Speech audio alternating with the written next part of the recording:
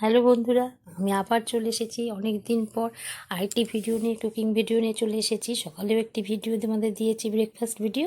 আবার একটি নিয়ে চলে এলাম। আজকে স্যাটারডে, নিরামিষ, তাই আলু পনিরের তরকারি করছি। এই যে পনিরটা আগে ভেজে নিচ্ছি। আগে মশলাটা তৈরি করে রেখেছি, পরে দেখাচ্ছি। সাদা জিরে আর কাঁচা লঙ্কা ফোড়ন দিয়ে আমি আলুটা দিয়ে দিচ্ছি। আলুটা একটু ভেজে নিতে হবে।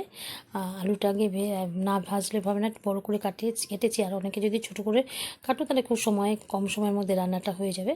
আমি আলু দিয়েছি, যে লবণ আর হলুদ দিয়ে দিচ্ছি। আমি আগেই পেস্ট তৈরি করে রেখেছি। আর এটা দেখছো যেটা, এটা আমি করেছি, বড়া করব, ছোলার ডালের বড়া, আদা দিয়ে নুন দিয়ে করছি। আর এদিকে আলু ভাজছি।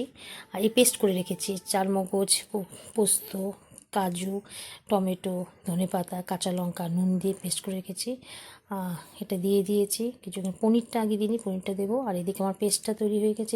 পেস্টের যেটা বড়ার পেস্ট, এখানে কাঁচা লঙ্কা দিচ্ছি, ধনেপাতা, ময়দা দিয়ে, নুন দিয়ে, একটু মিষ্টিও দিয়েছি। আর এদিকে আমার পনির দিয়ে দিয়েছি। দেখো হয়ে এসছে। এই বড়াটা রেডি। ঠিক খাওয়ার আগেই ভেজে নেব। আজকে লাঞ্চে তো পনির, ছোলার ডালের বড়া। আর আরেকটা করছি, তোমাদের দেখাচ্ছি যে আমার পনির হয়ে গিয়েছে। আর যেটা করছি সেটা হচ্ছে ফুলকপি। দেখো ফুলকপি, লঙ্কার গুঁড়ো আর নুন দিয়ে আমি একটু ভেজে নিচ্ছি। আমি আগেই পেস্ট তৈরি করে রেখেছি। সেটা হচ্ছে আদা, টমেটো, চারমগজ দিয়ে পেস্ট তৈরি করে রেখেছি। দিয়ে দিয়েছি।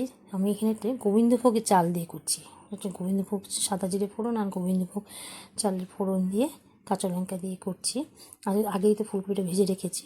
এবার আমি ভাজা হয়ে গিয়েছে, এবার আমি পেস্টটা দেবো।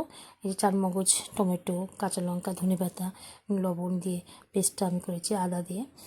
এই পেস্টটা তোমাদের আমি দিয়ে দিচ্ছি। ভীষণ ভালো হয়। হাত থেকে পড়ে গিয়েছে, কারণ আমার একটু সমস্যা হচ্ছে কাজ করতে। আরেকটা টিপস তোমাদের দিই, শীতের দিনে দই পড়ে না তো। এই দেখো আমারও দই পড়েনি। এই টিপসটা আমার মা আমাকে শিখিয়ে দিয়ে গেছে। আমি গরম ফুটন্ত জলের বাটির মধ্যে দইটা বসিয়ে দিয়েছি। কালকে দই পেতেছিলাম, পড়েনি। সেই দইটা আবার জমা পড়ে যাবে। এই দেখো আমি একটু লবণ আর লঙ্কার গুঁড়ো দিয়ে মশলাটা ভেজে নিচ্ছি। আগে তো ফুলকপিটা ভেজে নিয়েছি। খুব স্বাদ হয়। আজকে যেহেতু নিরামিষ, সবসময় তো ভালো লাগে না একরকম খেতে, তাই একটু ডিফারেন্ট করছি। ফুলকপি দিয়ে দিলাম, ধনেপাতাও দিয়ে দিয়েছি। নামানোর আগে অবশ্যই একটা জিনিস দিতে হবে, সেটা কি বলো তো? সেটা হচ্ছে ঘি। এই যে আমি ঘি দিয়ে দিচ্ছি। খুব ভালো গন্ধ বেরিয়েছে।